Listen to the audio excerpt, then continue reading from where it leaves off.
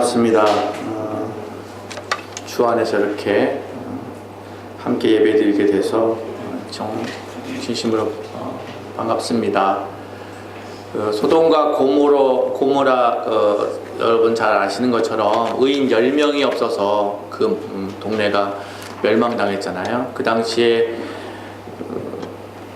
동네가 추정 인구가 14만 명에서 한 30만 명이라고 그래요. 그러니까 한 명당 한 3만 명 정도 되는 거죠. 이 자리에는 여러분들이 이곳에 있음에 소망이 있고, 이곳에 하나님의 사람들이 예배드림에 이 땅에 미래가 소망이 있다고 저는 확신을 합니다. 그러니까 여러분이 이 자리에서 뭔가 신앙생활하고 하나님께 예배드리는 것이 이렇게 주 안에서, 하나님 나라 안에서 볼 때는 어마어마한 사건 중에 사건인 겁니다. 그러니까 여러분 이 자리에 발걸음한 그 발걸음이 그냥 오늘 지나고 나면 그냥 없어지는 것이 아니라 여러분의 그 아름다운 예배, 또 하나님을 향한 그 간절한 마음을, 그리고 아버지 앞에 진정으로 드리는 이 예배가 저는 하나님께서 소중하게 받으시고 또 하늘의 역사가 여러분을 통해서 반드시 이루어질 거라고 저는 확신을 합니다. 네, 그런 의미에서 여러분 다시 한번 잘 나오셨고 여러분을 환영합니다.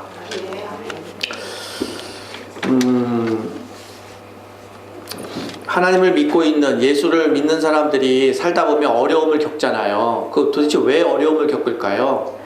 그때 하나님은 뭐 하셨을까요? 하나님은 왜 하나님의 사람들이 어려움을 겪으면 그냥 안 막아주실까요? 그냥 관심이 없을까요? 여러분 그런 생각을 안 해보셨어요? 하나님은 우리들을 정말 사랑하시죠. 정말 고집스러울 정도로, 집착할 정도로 우리를 너무너무 사랑하시죠. 그리고 이 시간에도 살아계신 하나님이 불꽃 같은 눈으로 우리를 지켜보시면서 우리를 챙겨주시는 거죠. 근데 문제는 하나님이 우리를 챙겨주는 게 우리 생각대로 안 챙겨주니까 우리가 그거를 모르고 넘어가는 거죠. 이 자리에도 뭐 자녀들과 같이 예배드리는 분들도 계시지만 아버지가 밖에 나가서 어떻게 일하는지 자식들이 알아야죠. 진짜 아버지가 자식들 눈에 볼 때는 무능력한 거 보이지만 아버지가 밖에 나가서 머슴처럼 일하는 거죠. 머슴처럼 일하는 거를 자식들이 알을 때 비로소 아버지를 알게 되는 거죠. 어머니가 가정을 지키기 위해서 얼마나 참고 또 참고 참아줬기 때문에 우리 집이 지금까지 왔다는 걸 자식들이 알아야죠. 모르니까 엄마는 나만 미워해, 아버지는 나만 미워해, 이러한 철없는 얘기만 자꾸 하는 거죠. 하나님을 믿는 우리들도 마찬가지입니다. 하나님이 어떤 분인지, 예수님이 어떤 분인지를 알아가야 되는 거죠. 알아가게 하기 위해서 하나님이 우리에게 때마다 어려움을 주십니다. 고난을 주시고 고난을 통해서 우리를 자꾸 깨닫게 하시는 거죠. 기르시는 거죠. 저도 여러분이 저를 볼 때 어떤 사람으로 저를 보는지 잘 모르겠지만 제 마음 안에 저는 참 괜찮은 사람이다, 나는 목사가 됐기 때문에 믿음이 참 좋을 것이다 라고 생각했었어요. 지금은 아니고 했었었어요. 사람들이 물어봐요. 어떻게 목사님이 됐어요? 그러면은 왕년에 제가 고등학교 때 암 환자들 기도하고 다니고 은사자들 따라다니고 그랬었어요. 그래서 저는 참 믿음이 좋고 괜찮은 사람이다, 내가 자랑할 거라곤 이거군 하고서 그렇게 살았었어요. 그러다 어느 날 제가 어려움을 겪고 나서 알았어요. 나는 내 세포에는 씻을 수 없는 죄 덩어리가 있구나. 저는 그 이상 그 이하도 아니고 죄인이었던 거예요. 하나님이 봐주셔서 여기까지 온 거지, 내가 가지고 있는 다른 사람들보다 자랑하고 싶은 그 무언은 다 가짜라는 걸 알게 됐죠. 제 피 속에 흐르는 거는 죄뿐이 흐르지를 않아요. 씻을 수가 없어요. 어떻게 제가 공부를 많이 하고 학위를 많이 따고 좋은 학교를 나오고 더 좋은 학교를 나오고 더 좋은 곳에 아무리 얻어내도 사람들한테는 겉포장을 해서 제 이력서나 명함에 박사라고 찍히고 좋은 학교 나왔다고 찍혀도 제 안에 흐르고 있는 피 속에 흐르고 있는 이 죄, 세포의 죄덩어리를 씻을 수가 없는 거죠. 그것도 모르고 제가 착각하며 살았던 거죠. 어려움을 겪고 난 이후에 제가 어떤 사람인지를 알게 됐죠. 그래서 저는 깜짝 놀랐죠. 아, 내가 지금까지 살아온 게 기적이구나. 죄덩어리고 남 앞에 나를 뽐내려고 그러고 남을 무시하고 다른 사람의 불행은 무관심하고 오직 내 행복을 위해서만 살았던 이런 사람이 이 시간까지 살아있는 게 기적이구나. 하나님이 봐주시지 않았다면, 하나님의 사랑이 아니었더라면 나는 이미 죽었었구나를 깨달은 거죠. 그러고 나서 저는 죄인이었던 게 기뻤어요. 그리고 아무런 소망이 없었다는 것, 내 안에 선한 의지가 없었다는 것을 기뻤어요. 왜냐하면 그전에는 자랑할 것이 억지로라도 만들어서 제 의지적으로 저를 드러내고 싶었고 숨기고 싶은 건 다 숨겼던 제가 하나님이 저를 향하신 지독한 사랑을 머릿속이 아닌 몸으로 깨닫고 나서부터 이제는 나를 사랑하시고 지금까지 인도하신 하나님을 자랑하게 되는 거죠. 감추고 싶었고 숨기고 싶었던 것을 이제 오히려 자랑하게 되는 거죠. 내가 이렇게 죄인이었기 때문에, 내가 이렇게 부족한 사람이었기 때문에 하나님을 만났고 하나님이 이만큼 사랑해 주셨기 때문에 죄인이 지금까지 살아 있습니다. 죄인이었던 제가 이렇게 하나님의 일을 합니다. 그래서 저에게는 저의 의로움 제 안에 없죠. 하나님, 주님이죠. 저의 소망은 제 안에 없죠. 오직 저의 소망은 주님이시죠. 이렇게 주 안에서 살면 감추고 싶은 아픔, 상처, 과거로부터 해방이 돼요. 자유를 얻어요. 그래서 저처럼 과거의 일을 다 말하잖아요. 저도 목사인데 설교 때 제 과거의 치부를 더 이상 얘기하고 싶지 않아요.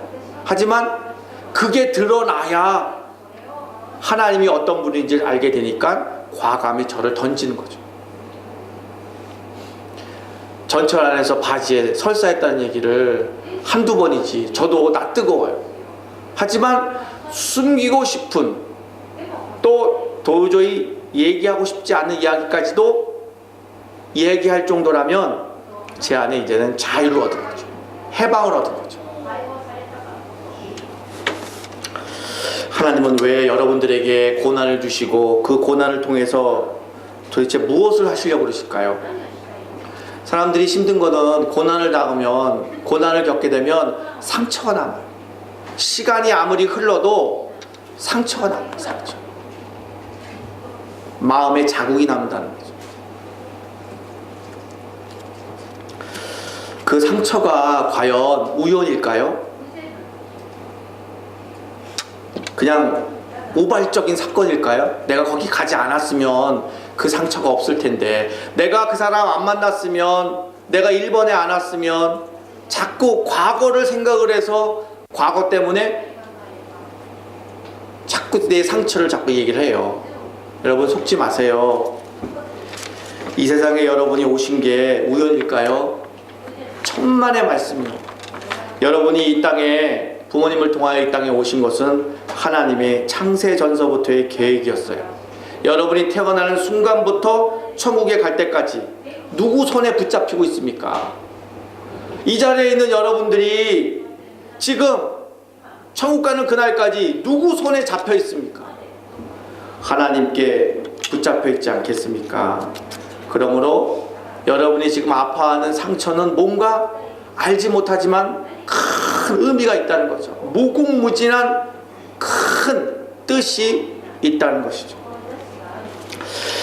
대부분의 많은 사람들, 하나님을 잃어버린 사람들, 하나님의 은혜를 모르는 사람들, 제가 과거에 내 능력으로 목사됐다고 생각하고 내가 가지고 있는 능력으로 됐다고 생각했던 그 철없던 시절에는 저도 과거에 매여 있었던 거죠. if only, 과거에 만약 그런 일이 없었더라면 거기에 매여 있었어요.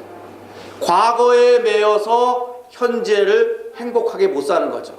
현재를 살아야 되는데 과거에 있는 상처 때문에 매여서 발목이 잡혀서 오늘 행복하지를 못하는 거예요. 루이스라고 하는 영국에 있는 아주 유명한 신학자가 쓴 책에 보면 사탄에 대해서 썼는데요. 사단들이 인간들을 속일 때 과거의 일을 후회시키고 과거의 일들을 생각나게 하고 미래의 일들을 생각나게 하고 오늘을 잊어버리라고 자꾸 얘기한다고 그래요. 요한복음 11장에 나사로에 대한 이야기가 나와요. 죽은 나사로가 있었어요. 오빠가 있고 그다음에 동생들, 여자 동생 둘이 있는데 오빠가 죽었어요. 그래서 예수님께 찾아가서 말을 했어요. 예수님, 우리 오빠가 죽었어요. 좀 와주세요. 신방을 요청했어요. 그러면 저 같으면 여러분이 전화해서 그런 얘기하면 저는 뭐 밤 1시고 2시고 뛰어가잖아요. 웬걸요? 예수님은 안 가셨어요. 그리고 이틀이 지나고 나서 그곳에 찾아갔어요.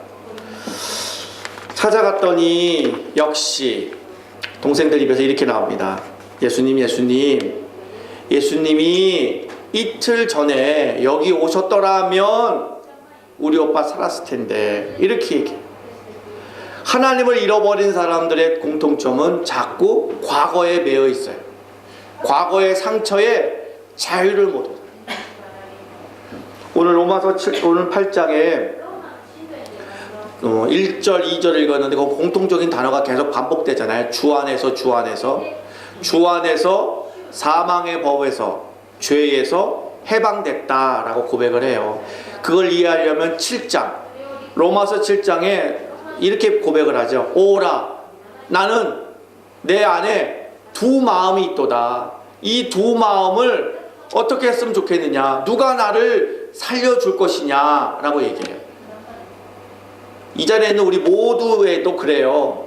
정말 사랑하는 사람들, 남편, 아내, 부모님, 형제들 안 볼 때는 잘해줘야지, 내가 진짜 정말 잘해줘야지 하고는 착한 마음이 있잖아요. 막상 만나서 대화를 한 번, 두 번 하다 보면 과거에 있었던 상처와 아픔들이 생각이 나고 거기에 대한 모욕감이나 좌절감들이 몰려오면서 욱 하는 마음에 나도 모르는 사이에 험한 말이 시작되는 거죠. 그러면서 나도 깜짝 놀라는 거죠. 아, 내가 이 정도밖에 안 되나? 내가 만나기 전에는 잘해주려고 그랬는데 왜 얼굴 보고 얘기하면 왜 이러지? 하고 내가 그래도 교회 다니는데 이러면 안 되지? 하면서 두 마음 때문에 괴로워하는 거죠. 그래서 로마서 7장 마지막에 오라, 나는 내 마음에 두 마음이 있도다. 누가 나를 살려주랴. 우리들의 고민이잖아요. 정말 잘해주고 싶잖아요. 성도 간에도 가족 간에도 너무너무 잘해주고 싶어요. 근데 막상 만나서 대화하다 보면 잃어버렸던 상처, 잃어버렸던 아픔들이 기억이 나고 대화 사이에 오가는 뾰족한 말 때문에 내 안에 숨겨있는 진짜 내가 욱하고 올라오잖아요. 하지 말아야 될 얘기를 탁 튀어나오잖아요. 그럼 말한 사람도 깜짝 놀래고 듣는 사람도 상처가 돼요. 웃자죠. 예수 믿는 우리들이 어떻게 해야 되겠습니까? 그 답이 오늘 8장 1절 2절이에요. 나를 사망의 법에서, 죄에서 자유했다. 어떻게 해요? 주 안에서라고 얘기하시잖아요. 주 안에서.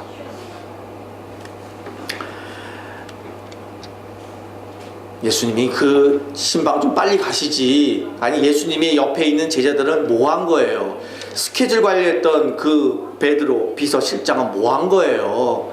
직무유기 아니에요? 아니, 예수님이 신방 요청, 그것도 죽은 사람이라는데 빨리 좀 다녀오시지. 예수님 왜 그러셨어요?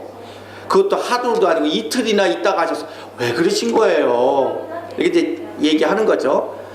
예수님이 여기에 계셨더라면 우리 오빠는 죽지 않았을 것입니다 라고 동생들이 얘기하는 거예요. 이 고백이 동생들의 고백이 아니라 다 우리들이 갖고 있는 속마음들이에요. 아휴, 내가 그때 그 사람 안 만났더라면, 내가 그 사람이랑 결혼 안 했더라면, 내가 거기에 안 갔더라면, 내가 그 학교에 안 갔더라면, 자꾸 if only 거기 자꾸 얘기를 하는 거예요. 그때 예수님께서 대전환, 시프트의 변화라고 그러죠. 가치관을 뒤집어 엎어버려요. 온 인류에게 if only, 과거에 대한 상처로부터 두려워하고 무서워하고 하지 말아야 될 얘기를 할 수밖에 없는 이 악하고 약한 우리들에게 새로운 전환점을 만들어줘요. 그게 뭐냐면 이렇게 얘기해요. 네가 믿기만 하면 지금 하나님의 영광을 보리라. 이렇게 말씀해요. 아이, 목사님 그게 뭐예요? 제가 이래봐도 교회 다닌 지 오래됐다니까요. 우리 부모님도 교회 다녔고요. 그런 얘기 마시고 더 다른 말씀은 없나요? 아니요. 예수가 이렇게 말씀하셨어요. 네가 믿기만 하면 지금 하나님의 영광을 보리라. 이게 바로 우리가 가지고 있는 상처로부터 벗어날 수 있는, 자유케 되는 비결인 거죠. 비방인 거죠. 사실 귀 있는 자는 들을지어다 라고 말씀하신 것처럼 단순해요. 하지만 진리예요. 예수 그리스도를 믿기만 하면 너희가 하나님의 영광을 보리라. 아이, 목사님 또 예수님 믿으라고 그러세요. 저 예수님 믿는다니까요. 그게 아니고요. 잘 한번 들어보세요. 정확한 복음에 대한 이해, 예수 그리스도에 대한 정확한 이해가 있어야 되는 것이죠. 늦장을 부렸고, 예수님 왜 이렇게 늦장을 부렸어요? 거기에 대한 서운함들이 있을 수 있잖아요. 그럼에도 불구하고 예수님이 그 자리에 오시자마자 어떤 일이 벌어졌냐면 죽은 나사로가 살아난 거죠. 하나님의 영광을 만나게 된 거죠. 예수가 어떤 분이신지 예수 안에서 있는 자들이 가질 수 있는 자유를 말씀하고 있습니다. 많은 사람들이 상담을 하거나 또 이런 얘기를 가끔씩 하잖아요. 제 성격이 난폭하잖아요, 목사님. 그 왜 그러냐면 과거에 아버지로부터 많이 맞고 자라서 제가 그렇습니다. 이런 얘기도 하고, 또 어떤 사람들이 이렇게 얘기해요. 제가 도둑질하는 것은요, 과거에 내가 많이 못 먹고 자라서 그렇습니다. 이렇게 얘기해요. 또 어떤 사람은 제가 우울하잖아요. 우울한 거는 행복하지 못해서 그래요. 이렇게 얘기들을 해요. 아닙니다. 심리학에서는 맞을 수 있지만 사람은 육, 혼, 영, 우리가 동물이랑 다르잖아요. 동물은 몸, 육, 혼, 마음까지는 있어요. 그렇지만 하나님을 닮은 유일한 피조물이 우리들에게는 갖고 있는 게 영이 있잖아요. 심리학, 마음으로 얘기할 때는 이런 얘기가 통해도 영적인 부분에서 4차원인 영적인에서 진리는 맞지 않아요. 무슨 얘기냐면 누구 때문에 내가 아픔을 겪거나 누구를 잘못 만나서 아픔이 있는 게 아니에요. 바로 문제는 우리 안에 있는 죄성 때문에. 아담 후손인 우리들에게는 언제든지 죄를 지을 수 있는 늘 준비가 되어 있는 거예요. 그런 환경을 만나고 사람을 만나면 그게 들키고 드러날 뿐인 거죠. 누구 때문에 내가 그런 일들을, 상처를 겪는 게 아니에요. 그래서 상처를 당했다라고 표현한 것은 잘못된 얘기죠.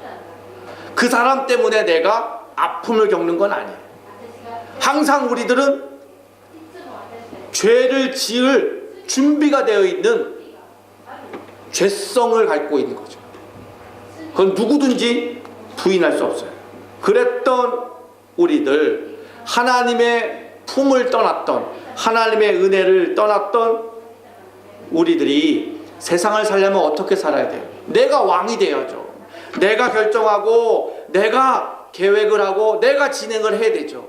그러니까 피곤하고 좌절하고 불행하고 파괴적이고 슬픔만이 가득한 거죠. 얼마나 불안하겠어요. 하나님의 돌봄을 받지 않으면 언제 죽을지 모르는 이 연약한 자들이 그 많은 일들을 끌고 나가려니 얼마나 무섭겠습니까? 하나님이 없이 하루하루 살아가는 사람들의 마음이 얼마나 무섭겠습니까? 불안한 거예요. 그러던 우리들에게 하나님은 이유를 모르지만 우리를 지극히 사랑하시는 것. 하나님이 여러분을 얼마큼 사랑하십니까? 하나님은 여러분 사랑하는 데에 목숨을 건 거예요. 예수 그리스도의 십자가의 사건 아니겠습니까? 하나님이 여러분을 사랑하시되 목숨을 걸었어요. 그거보다 더 진한 사랑이 어디 있습니까? 이거를 깨닫는 것이 바로 우리의 상처로부터 벗어날 수 있는 통로예요. 은혜예요. 여러분들 사랑하시되 여러분의 사랑하는 것 목숨을 걸어서 여러분을 챙겨주시고 사랑하시는 거죠. 하지만 우리는 거기에 눈이 멀었어요. 모르고 있는 거예요. 은혜를 모르는 거예요. 여러분의 자식들이 아버지가 밖에 나가서 머슴처럼 일을 하면서 그렇게 힘들게 일하는 걸 모르면 자식들은 그 돈 소중한 거 모릅니다. 떨지를 못해요. 내가 이 쓰고 있는 돈이 우리 아버지가 밖에 나가서 사람들에게 머슴 취급하면서 돈 벌고 있다는 걸 모르면 돈 박습니다. 하지만 우리 아버지가 흘리는 눈물, 우리 어머니가 흘리고 있는 눈물을 안다면 자식들 돈 쓸 때 덜덜 떱니다. 우리가 지금 오늘 하루 살아있는 거, 다른 사람으로부터 받은 배신, 거절, 다른 사람으로부터 겪었던 그런 아픔들이 내 인생에 뭘 의미하고 그거를 해결하기 위해서 하나님이 십자가에서 어떤 일을 했다는 걸 모르면